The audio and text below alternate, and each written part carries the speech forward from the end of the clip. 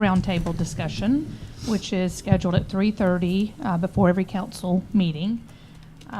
This is live stream session and available to citizens afterwards on our brand new website. If you haven't checked it out, please do so. It's really beautiful and accessible. With us today, we have Lieutenant Sledge representing the police department, Sherry Lee Bloodworth, BOTOP, Economic and Community Development, Richard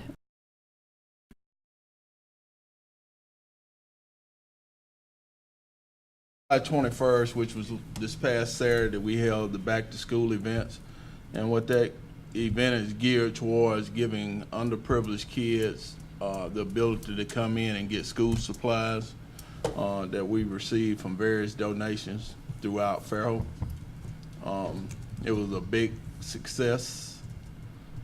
We had about 400 kids to participate in the program, and we were geared towards, I believe, 500, maybe 450 to 500 kids participating. We still have a lot of supplies left, so what we decided to do was put it out on the media stream to have individuals come out of the police department July 26th, anytime during that day, if they missed out on the event for Saturday, and pick up school supplies. Other supplies that we have left over after July 26th, we'll start passing them out to the schools to be furnished to kids. Again, it was a great time. It was a well thought out event. We had no issues. It was hot. And another thing, we appreciate all the other department heads that participated, whether they donated something or furnished trailers or vehicles, anything like that. And we appreciate everybody coming together to make it a great deal. And what date again is they're going to make the supplies July available? 26th. Okay. And is that going to be at the police It department? will be at the police department. You'll be able to walk in with your child and get school supplies, whether it be crayon, pens, paper, Perfect. backpacks, notebooks. That's great. Thank you. Yes, ma'am. Okay. We wanted to use part of this meeting to discuss some of the day-to-day kind of self-imposed inefficiencies that we would like to make recommendations for the 2019 budget, you know, just to edit them and try to be more efficient and prudent with our time and tax dollars. So would anybody like to get started on that? Yeah, I'll be glad to, Mayor. And, you know, as I've been here, believe it or not, 10 months now, and Wow. and you know, as you know, one of the key things that we worked on as a team was interviewing and identifying a candidate for our purchasing manager. Jillian Saffel's been with us probably about 5 months now, and I will tell you, she's done a wonderful job of trying to interpret all of the inner policies involving the procurement of just about everything, whether it's a service, equipment, materials, and things of that nature. And there is probably the number one problem is that we have applied standards that are way beyond what is required by law. And I will tell you that the Code of Alabama procurement law is pretty tested time and time again, and every rule in there is because somebody ended up going to jail, and so they're pretty specific about that, and you know, one of the things that I think we've got to look at is that one, the threshold is always going to be, are we meeting public bid law? Are we meeting public procurement law? I mean, that is the gold standard, that is the ethical standard.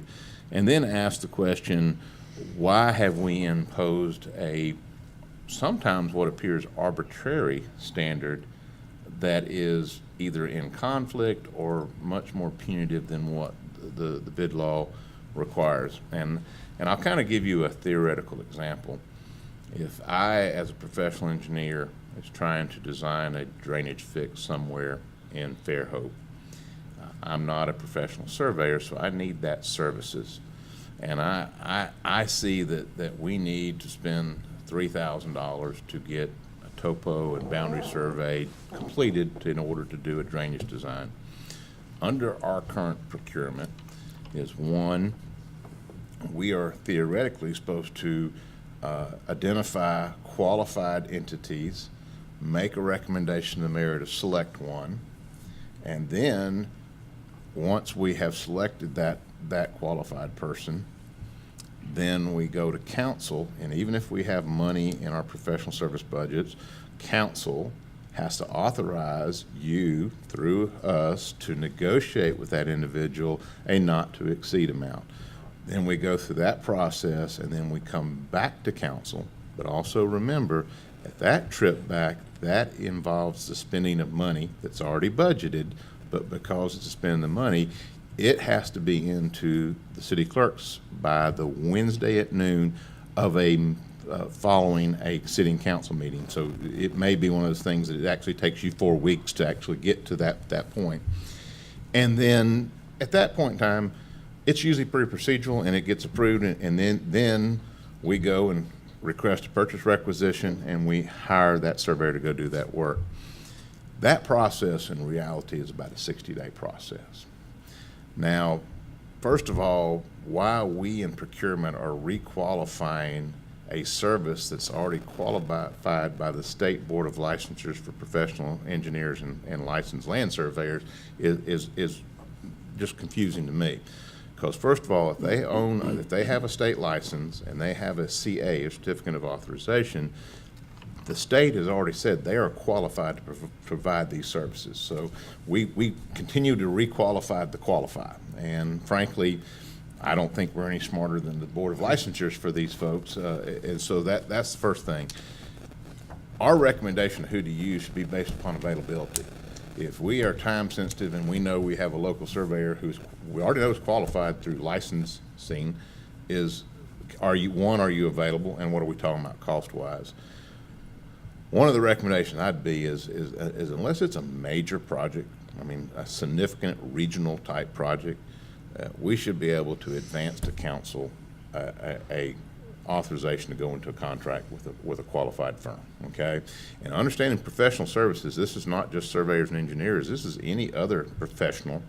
And generally the code is that if that person is licensed, that's considered a professional position. So if it's an architect or a landscape architect or any type of licensed individual that provides a service. So that's one of those things is that we spend a whole lot of time that doesn't really serve to deliver a better product. It doesn't do any protection because ultimately the city council, the way it's set up is that since they don't pass the budget by ordinance, has to reapprove everything that's already budgeted anyway. So it's not like that they're being taken out of the loop, because I don't foresee them ever getting to that point where they're comfortable or have the trust level to the directors to make a $2,600 decision without their oversight. But we can at least cut out that one trip that serves no purpose. Well, I do think we need to talk about not just that one trip, but the limit, because the limit, I think, even 10 years ago for professional services was, I think, up to 15,000, and it was lowered, I guess, last year to 2,500, which when you're dealing with over $60 million budget, it's frivolous. I mean, you really can't, accomplish just the day-to-day activity in an efficient way when you're having to get something over $2,500 approved. I mean, we have to understand that the council only meets twice a month, and this is just really, we come to a screeching halt trying to schedule all of these things in the number of times that it has to be in front of them to get an approval. It's just, it's very frustrating and really just a complete waste of time. So. And the other area that we need to at least look at. It's kind of funny, the state bid law basically says that anything that's public works related, and pretty much any procurement that most of the procurement done would fall under a public works definition. It's not just what the Public Works Director orders. It's things that are public improvements within the community. Any item under $15,000, the state says that, you can just procure, okay? In our case, we have, if it's a budget item, we can go up to $10,000. So for example, when I do a drainage project and I need pipe, I say a prayer that it's gonna come in under $10,000, because in order to fix that problem, if it's more than $10,000 worth of pipe that's already been pre-bid on an annual basis, I would have to come through. But the other issue, if it's not pre-bid, is we have to, the internal policy is to get 3 quotes. And I actually support that policy in what its purpose. And that means is at least in those smaller procurements, we have at least done the due diligence to attempt to get the best price possible for the city. But here's what we're finding. As the economy gets better, okay, a lot of folks won't respond to a request for quotes. Either A, they're already pre-convinced that they're not going to win it, or they're not going to be the lowest, so it's a waste of their time or whatever. But there's got to be a way that if at least the person who did the due diligence notes that I did find 3 fence contractors and asked them from each to quote it, and I only got 2 back, and I got a non-response from the third, that should satisfy that requirement, because we get procurements held up because we can't get somebody to respond to a third quote. And I think as long as that we show that there was a honest attempt to get 3 competitive prices, that if you can show that you asked and didn't receive a response, if there's got to get a point in time where we just say we're not going to get a response from this vendor and go. And on some cases, you may have a service or an item that there may not be 3 vendors in the immediate area or localized area that would be able to give you a quote. So sometimes, and a fence company in Montgomery, Alabama is not going to bid on a $6,000 fence job in Fairhope, Alabama. That's just the reality. It's going to have to be one of the local guys. And, we're seeing 2 things. One, business is really good for them. So they don't want to quote it, because if they got it, they may not be able to deliver in the time frame they needed. So that's another area I think we got to at least look at. The intent is good, but there's got to be a way to complete the procurement, because we've recently held up a gate project by about 60 days trying to get a third quote. Right. We finally got one, and we begged the guy. We didn't care what the number was; just give us the number so we can move on. It's just a situation now that,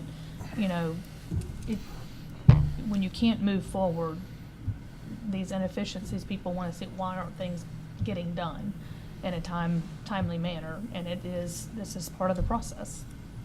So. Yeah, and I'll agree with what Richard has stated, and getting the professional services contracts with the scope and a not to exceed price. I would like to think we could cut that down from 3 steps to maybe 1.5, and the 1.5 not having to be something that would be a official business of the city. But as we get into these infrastructure improvement projects, and one example is the gas relocation work we're doing on Highway 31 right now. We're going to find things in the field that either we didn't expect or weren't planned in the course of the bid process, where they may be having to cut out more material than what they had planned to cut out, and it may expose the gas line, or they may have, and we may have to make some decisions about whether or not we can afford the difference in that cost to the contractor. And if it gets to be a bigger ticket item, and it may not be a gas line that has to be moved, but it may be something else, I don't know really what direction we're supposed to take in terms of being able to make a field judgment call and have work done, and not feel like when we come back for approval that we'll be looking at not being able to follow up on what our commitment to the contractor may have been.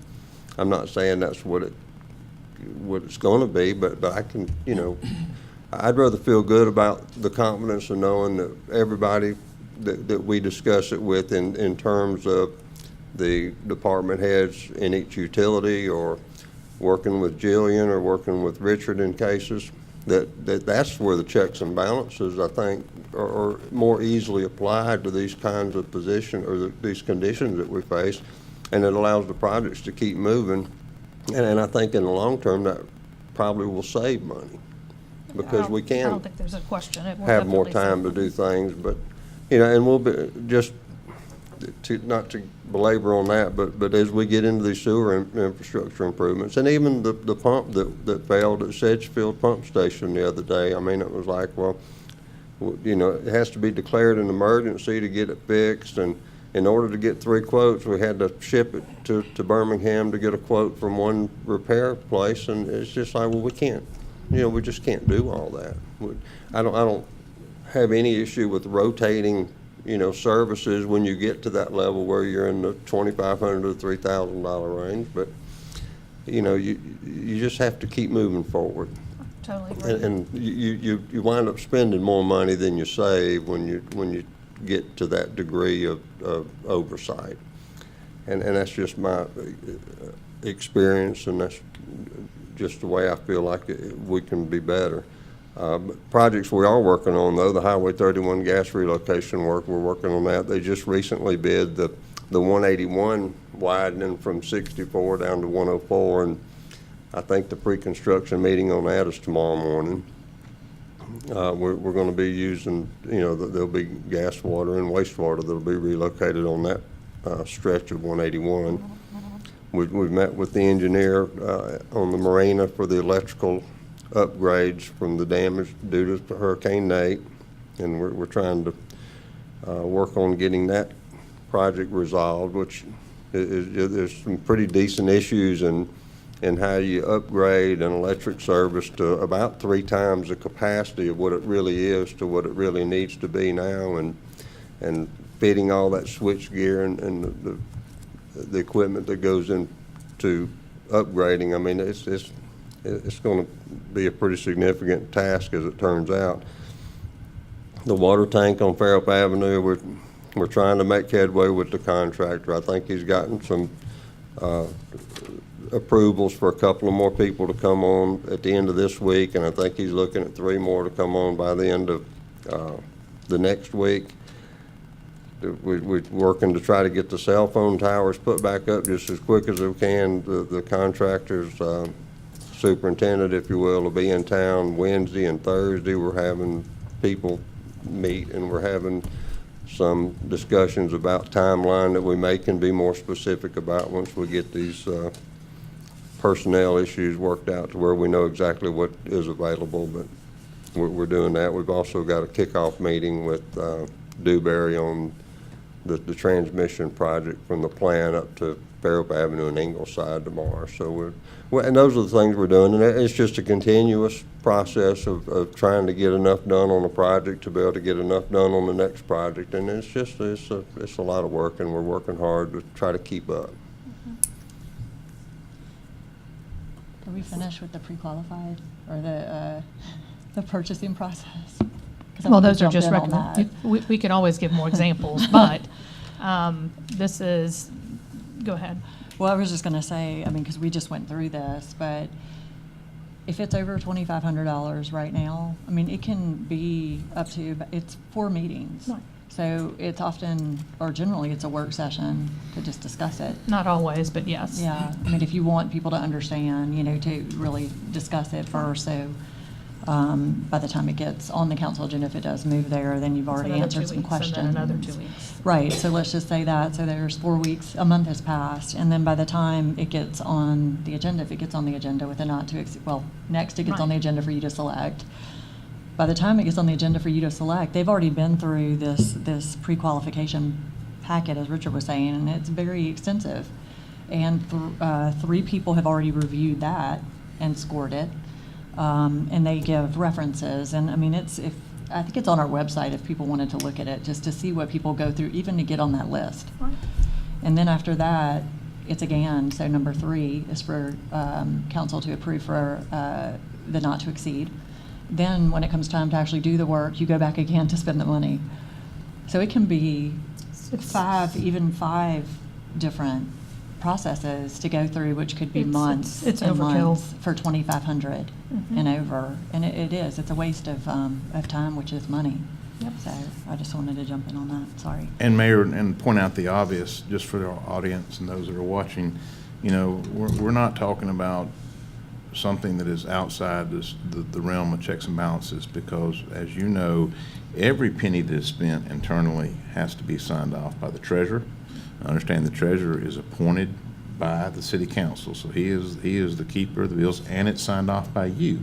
So, you know, we can't just do anything we want without being able to answer to the treasurer and answer to the mayor of why and what is this justified. And by the time it comes on that green sheet, we've also identified what fund it's being paid out of in our you know, so it's not like, you know, it's one of those things is that there's already been a heavy checks and balances, and then we again go before council, which in many cases it's money that they've already seen and blessed and everything else. And, you know, and if it's a need to know, you know, I'd encourage that maybe the treasurer provides a report on a monthly basis. These are these type of things that have been approved internally, and, you know, they can ask Well, questions at that time. To that So- point, you know, it was said that there has to be the checks and balances, but even when we go through this process, there is no report of cash on hand in any of this.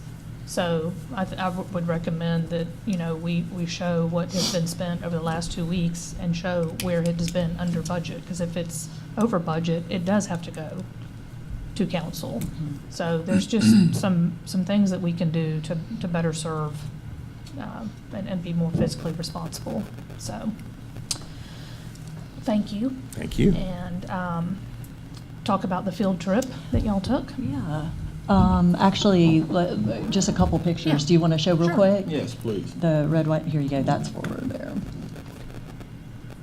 So this was pictures that were taken at the event. Kids had paintings, they had face paintings. They actually had people going around taking them to the stations where we had different size shirts and everything to pick out different type of school uniform shirts. We had this huge water slide that I didn't have the pleasure of seeing, but I think the officers enjoyed the water slide more than the kids, from my understanding. And right here, they were so gracious. They showed a lot of love for the people that put this on, and I think the highlight of the day was when Chief Pettis got dunked in the dunking booth. My understanding was the water wasn't that clean at that point. They brought that up in Monday morning meeting, so he got suckered into that. And again, these officers volunteered the time, some of them, and we admin staff also volunteered time. I know my secretary Janae. I had people from the jail volunteer, and it was just a huge success. That's great. Hats off to everyone that participated. It was awesome. I think I had the least exciting booth because I was giving out toothbrushes. So the kids were like, I'm skipping you. yeah, next. The parents liked it. Floss would be worse. If you got dental floss, that'd be even worse. Toothbrushes and toothpaste. So we've got a few slides. Wayne and Richard and I took a road trip over to Walton County, where we, I don't know, stole Wayne from, kinda. I was there for 6.5 years. Yes, We stole them. Beautiful place. we stole him. I'm proud of it. It was really gracious of the town manager of Rosemary Beach to give us a tour, and we. Yeah, I mean, the town manager it's not an incorporated town in South Walton County. So the town manager is really kind of the manager of a gigantic HOA. He's an architect, very, very well trained. Mm-hmm. I'm sorry, go ahead. No, he's great. So David Bailey, and he managed Seaside before that, and was head of downtown redevelopment for Pensacola, or an integral player in that process. He's fantastic, and I think Richard, you weren't with us this time, but would agree that he has a mind like an engineer, So he's an engineer and an architect kind of mind, and it was great. Well, really, if you took a public works director, a mayor, a planning and zoning director, and a HOA manager and merged them into one person, because he has all the same problems that we all deal with. I mean, he has folks that are mad about not enough parking. He has the utilities coming in and digging up his streets to fix a problem that then he has to get the streets fixed. He's dealing with solid waste issues and that folks get missed and those kind of things. So even though it is a resort planned urban community, it has all the same problems that we are trying to find solutions to here in Fairhope. I think that's pretty neat. Yeah, it's a fairly large development. It's probably 300 acres, I'm guessing, if I remember correctly. It's on 38, but also fronts the beach. It's got a downtown core. If anybody's ever been there, you've got downtown commercial retail, restaurants, has civic buildings. They're not public, they're not like we think of, but they're the town hall, the town manager office, the Post office. HOAs, the post office, all those kind of things. So it's very much akin to a city. It's just not incorporated. And I think Richard's right. They share the same problems that we share. And it was great because it was a microcosm of what we're dealing with. And we took the road trip really because, we've done this planning for wayfinding, pedestrian safety. They're dealing with, we all were just smiling because his issues were all of our issues. And because it is smaller, he was able to address them, and because they have quite a bit of resources. So it was nice to see what he had done, and everything from, showing us materials. You'll see some of these photos. So we were looking at, street furniture and street signs, and so here's a little bit If of you it. can go back real quick, let me mention one Yeah. thing I thought was interesting, and I never noticed that when I worked there, but if you can see the bench there and the material that it sits upon, I guess was it tile? What was that? They were- Brick That's a pavers? clay Bricks. paver there. Clay pavers. Most of the areas where you congregate and sit, the pavers were a different color, so it was distinguishable that this is an area to congregate as opposed to the normal sidewalk, which was a different color.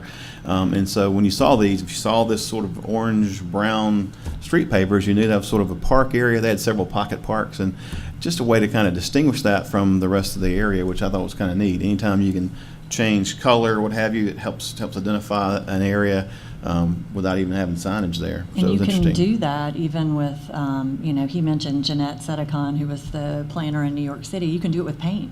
Mm-hmm. It can be inexpensive, but it does delineate a space and attract you to that space. And then if it doesn't work, Yeah, you can change it. the picture in the bottom left there was basically a pocket park with these homes all around. It was very interesting. Had low light for at nighttime. Had trees shading it, so it made it very comfortable to sit. On this day, it wasn't because it's about 120 degrees. Oh, my gosh. But you're making an area more enticing for people to come and congregate, sit, enjoy, relax. So it was interesting. Yeah, and you bring up a good point, which, we went to 30A. It could be like a beach trip. We were all in business clothes, sweating profusely the whole time. So it was definitely not a pleasure trip, and it was a little bit hard to be out there and see this beautiful scenery. And we did walk the community. We walked we didn't even everything. get a golf cart ride. We did so, not. We did not. So we walked it. We wanted to see what it was like. So here are some examples of some signage. That's an important thing we're looking at as we're looking at creating some sort of vernacular book for Fairhope. But they have all sorts of interesting things for their signs, and it's just we wanted to show some examples of that. I like the caution with the stroller and the bicycle. It's different, and it does catch your attention. Some of their trash cans, this is Rosemary in particular. The last one had some seaside in it too. And their trash cans are beautiful. Wayne liked the color, so I got a picture of that. There are no parking with the arrow. It's very simple, but you can see it. It does stand out enough when you're there. And this is a path that we thought was just really nice next to a water fountain, which I think I also took. These are skewed a little bit, but Wayne, that's the boardwalk that goes out to their beach. And we were thinking, isn't that a neat way to share messages even at the municipal pier? Right. In Walton County, you have the Tourist Development Council, which is an arm of the county. It's almost like a Convention and Visitors Bureau, and they collect bed tax, and that's how they're funded. And they have quite a bit of funding, and they have several neighborhood beach accesses where there's no parking allowed, where you walk to it, pedestrian only. Then they also have a regional beach access where they have parking and bathrooms and lifeguards and the whole full range of things. And they're all spread out down the beach highway there. And a lot of the, you know, you can put signs up, but these were actually on. So they're on a boardwalk, they have websites, they have information about the riptides.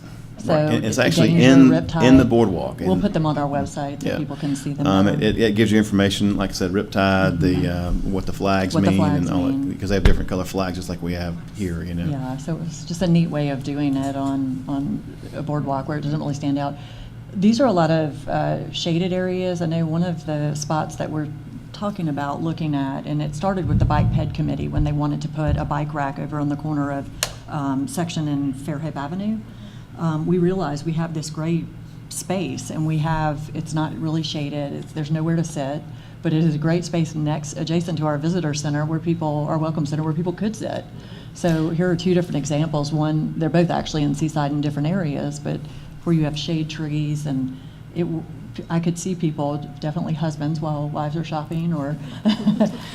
And these areas had There a was very, very. fans and misters. And this had a very, very thick canopy, and when you walked under that shade, It made a difference. drastically cooler. I mean, Yeah. there was no structure, just pruning trees and those kind of things. We were all like cattle, just kind Yep. of, going under the trees. We took pictures of some of their signage, look at the branding for South Walton, the way that the colors work with the restrooms, and just thought that was interesting. And you see people are really using, it's funny, they even use their signs for bikes, but they do have bike racks, which I took pictures of, you'll see in a minute. Again, more shade. We looked at showers because we're talking about putting showers down at the beachfront and maybe a couple other spaces. Richard and I talked about that this morning for Vibrio and just bacteria, just showering off after you're in the water. Richard liked the drains. I got most of them with him under it. There we go. There he is. I like it. So, Thank you for yeah, that. See all 7 of my chins in there, so. So, and the water fountains, we were testing a lot of water I like fountains. the water fountain. and This is the post beautiful. there. So that one's at Alice Beach, and We had the one with him in a Speedo. yeah, No, I we didn't don't have think that that was one. appropriate for the public meeting. No. So no, you can see Richard is in business clothes. This was a neat gathering spot in one of the spaces adjacent to a kids park, which was kind of neat. You had, people took sandwiches out there and sat around. This is public art, which is great, and that's also in the kids park, and you can see how that works for the children. They had more public art I took pictures of, but it's not in this. Their bike rack, very similar to the design that our Bike Ped Committee recommended. And you can see outside the restroom, again, people really use them. The sign down at the bottom, we looked at that. We're looking at upgrading our signs. A lot of them are peeling and. Yeah, this was a kiosk type sign, just telling you, What kind of wildlife was there? And we have Very a lot to educational. talk about on ours, but our stickers and things are peeling, and some of our signs block the vista, right in front of the waterfront. We really want to open that up. So we talked about that. I captured this just, we thought it was really neat. It's one of their bridges, covered bridge, similar to what we did Yeah. at Rock Creek. yeah, multiple Very nice. multimodal Right. trail bridge, so. Covered bridge, it's kind of interesting. Yeah. I think like it's it. Big Redfish Lake, I think it goes across. So we'll be adding that on Rock Note. It's not in the budget. And the last part, this is the Seaside Welcome Center, and I think, Wayne, you mentioned at first, what about, we're looking at our Welcome Center. It's very chaotic and confusing in there right now. There's just tons of business cards and brochures, and I've spent a lot of time during the week, weekends, just various times going in and observing people, tourists, when they come in, and they kind of walk in and they're a little overwhelmed, and they look at everything and they don't really pick anything up, and sometimes they talk to the volunteer and they go, oh, there's a bathroom, and they do that, and then they leave. And I thought there's got to be a better experience, and so we took some pictures of what they had, which is the story of the founder is on one wall of Seaside, Robert Davis. So he's the child, actually. Right. That's his grandfather holding him. And it's kind of a historical perspective through time of how it developed. And these, they're raised, they're three-dimensional, so it kind of creates a little context. Oh, yeah, you can Very see it. clean look, but very, very illustrative. So they have 3 large displays there, and we talked about this, Mayor, putting the history of Shadow Fairhope is box. so interesting. Yes. And then putting some articles, we have run so many Just articles. an extension of really the museum and say, okay, for Exactly. more, go next door. Go next door, exactly. Right. And then to really simplify what's in there, give people what they need to take with them to go Mhm. shopping or do what they came to do. Right. And this is just the last picture. The gentleman next to, between Wayne and I, was the host in Rosemary. He has offered to actually give a tour to us with a couple council members, a couple planning commissioners. And so we would like to do this again in September, use it as an opportunity for education at very low cost, for the price of gas, going over there and doing this. If I could add real quick too, I was there for 6.5 years and learned a lot when I was over there. It's a very enlightening experience because everybody's heard of Seaside and new urbanism and those kind of things. But what I found was that it just didn't happen overnight. Walton County back in the 80s, there was a large move for the state to purchase a tremendous amount of land from the St. Joe Paper Company, who owned most of South Walton. There was some concern about that in the 80s, that this is going to be our livelihood, this is going to be our tax base. And so what ultimately happened was I believe the governor, I believe it was Lawton Childs at the time, allocated about $1 million to do the study. And it was a very, very lengthy study. It was called the South Walton Conservation Development Plan.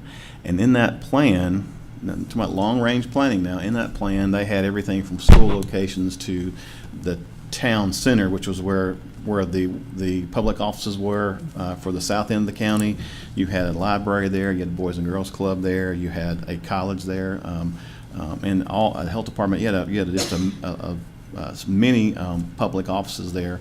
Then also it had areas where you had these little beach villages, the Rosemary's, the Alice Beaches, the Seasides, and things like that. And that was kind of merged into an acquisition plan to buy state forest property, which was what the original intent was in the very beginning. And so what you have is this long-range plan that kind of outlined all this village-style development. It was wildly successful. Some people today would argue it was too successful because they have the same problems we have, where they believe it's overcrowded and too much traffic, and we need to close the door and those kind of things. So it was wildly successful. But my point I want to make was that was a long-range vision that ultimately became successful to the point now where it's known throughout the country and probably All throughout over the the world. world. People come And to if you tour. go there, you see it's incredible. There's probably more bicycles than there are cars there. I mean, when you walk around, they have a multimodal bike trail that goes the length of 30A, and I don't remember seeing a spot where there wasn't someone riding a bicycle. It was just that many You feel people very there. safe. But it pays but you have to have a long range vision to achieve those things. And what's different a little bit for them when you have a development like Rosemary Beach or Alice Beach. It's owned by a corporation and they're developing it. They can control it. Ours is a little different because ours is a little more piecemeal. Our plans happen in a piecemeal fashion because development happens in a piecemeal fashion.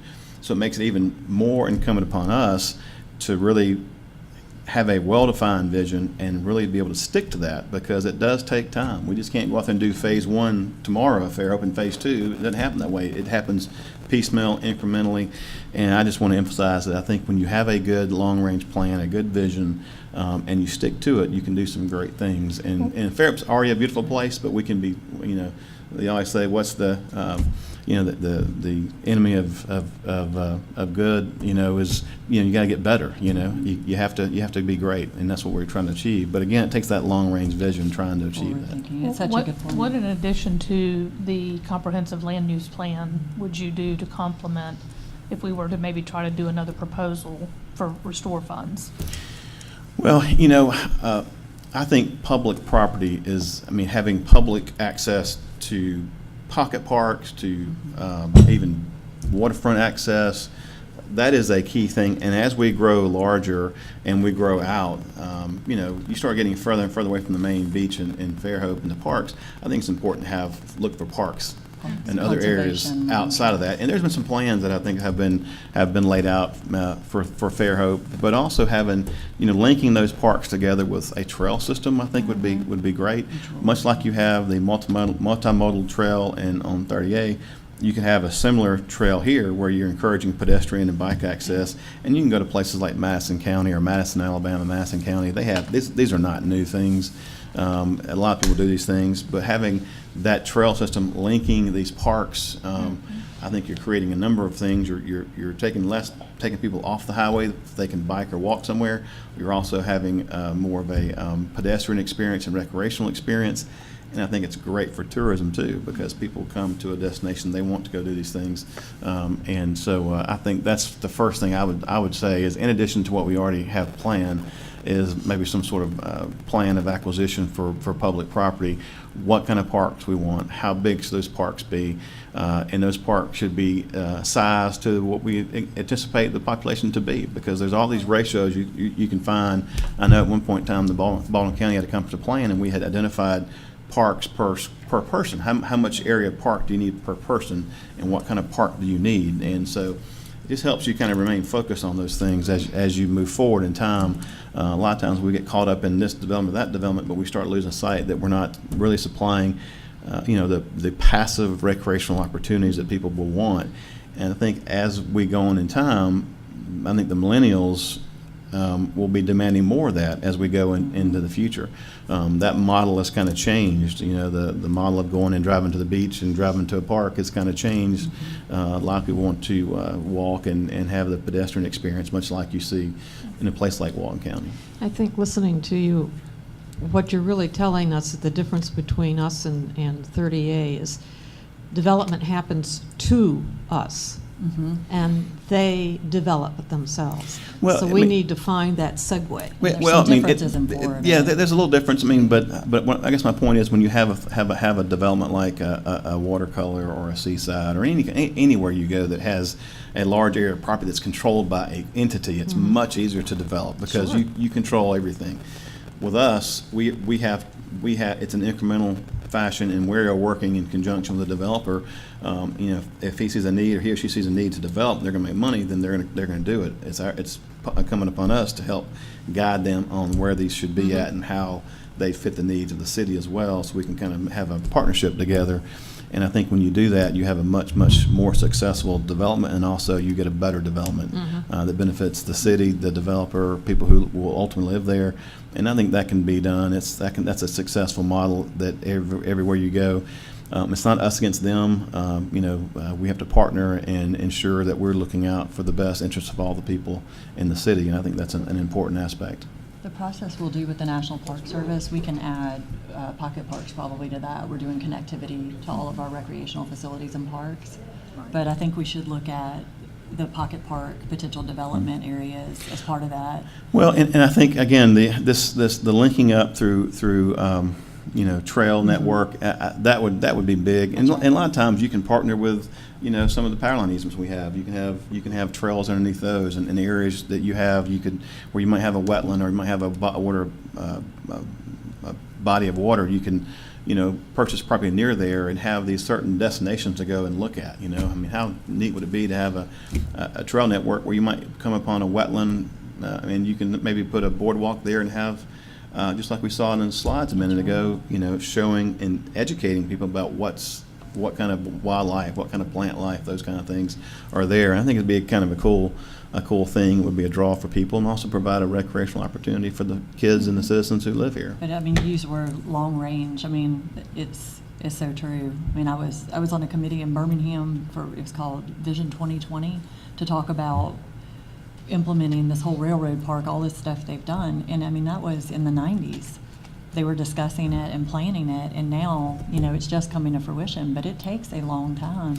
It does, and again, you have to have that vision, and it's a long range vision that goes through multiple, elected stages of the city. You might have, who knows, in 20 years, who will be here in 20 years but you have to be able to stick to that, because when you have a break in that cycle and you don't stick to it, then the whole vision gets sort of changed and altered. It's the vision really for what the city wants and for its public spaces and trails, and then complementing that with the developers. Right. Because with our new process meeting with us before a lot of money is being spent, that's when we can really partner Mhm. and make these things In happen. the visual preference survey, you know, I think one component too that we need to discuss, and we will, is the design component, because that is a part of Fairhope deciding, you know, what do we want to look like. Right. So that will be really a great process for us to go through, because I think we don't talk a lot about the design part, and we don't want to be prescriptive, but we do want people to tell us what they think. Absolutely. Mhm. And I think it's been proven time and time again that when you do have that quality development, you maintain higher property values, you have more retail sales in your stores and so forth. I was watching a video over the weekend from a gentleman who is a consultant basically around the world, and he was talking about retail sales and different things you can do just from the city's perspective and the shop owner's perspective to increase sales, and it's just things that you don't really think about, but it's obvious, obvious things. One of them is that, like downtown, you should have a lot of glass so you can show all your stuff, and you should, if you have a restaurant, you should put people in the window so that it looks And active. even outside. Yeah, and it Right. looks That's active. right. So all these That- little things that I think we share in that responsibility with a shop owner or a resident, trying to again make it a better place. And if we just start prescribing what you do, it doesn't always work. We have to work in conjunction with them and try to fulfill the needs that they see as well, which I think part of the public process with the long-range plan that we're talking about, the mayor has stated with the Restore Act funds, it has to have buy-in from the residents, from the development community, and all of those, or else it's not going to work. You've got to have buy-in into that vision and that long-range vision. When you do that, I think you'll have a successful, it'll be For wildly everyone successful, in my opinion. So glad he said he was watching videos this weekend. So if my family hears this, I'm not the only one. They're like, My wife and kids "Seriously, are out of it's town, so." Saturday. Why are you watching this? We Well, actually thank like everyone, this stuff. and Thank we're you. going to wrap it up. Thank you, Mayor. So, Thank you, thank Mayor. y'all. Yes, ma'am.